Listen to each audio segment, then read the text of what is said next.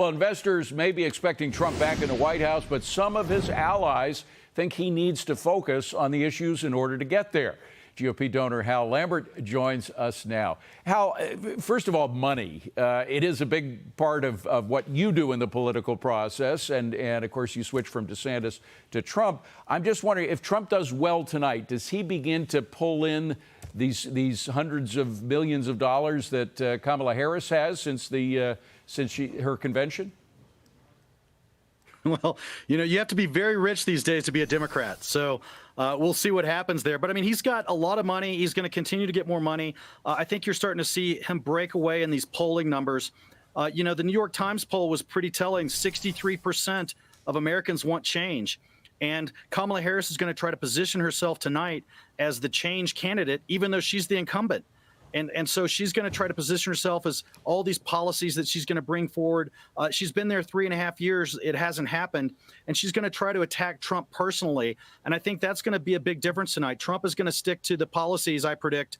And there's a lot to work with there on Kamala Harris. I mean, there's plenty to go after, as you were just talking about, her flip-flops on so many issues right here at the last minute, trying to pretend that she's not the radical that she is. But at the end of the day, this is going to come down to the fact that we have massive amounts of inflation. Even though it's come down, the cumulative inflation has been terrible for the average American. The average American is poorer than they were 3.5 years ago by a long shot. I mean, this is the $20 hamburger administration, and people aren't going to forget that. And that's what they can't run from. They can change things on fracking and esoteric policy positions, but the fact that people are poorer than they were 3.5 years ago is something they can't overcome between now and November. Well, there are two big differences between Trump, more than that, but two big differences between Trump and Harris. One is that Trump spent his life in business, so he understands these business concepts. And Harris has spent her life in the public sector, so some of her explanations of economic policy have been less than satisfying. Let me just put it that way, on price controls and things like that.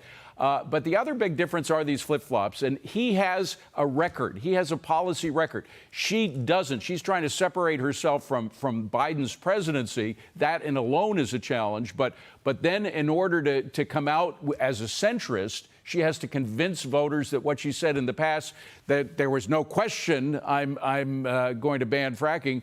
She wants to do exactly the opposite now. And without a background as a administrator, it's hard to make a promise when it's one that you've broken.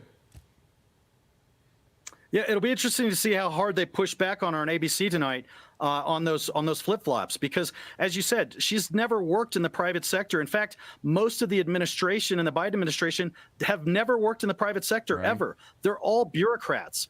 And so, she came out, her initial plan, remember, that she's backed away from, was price controls. They were going to come out and control the price of, bananas in the grocery store. I mean, this stuff is just not serious policy.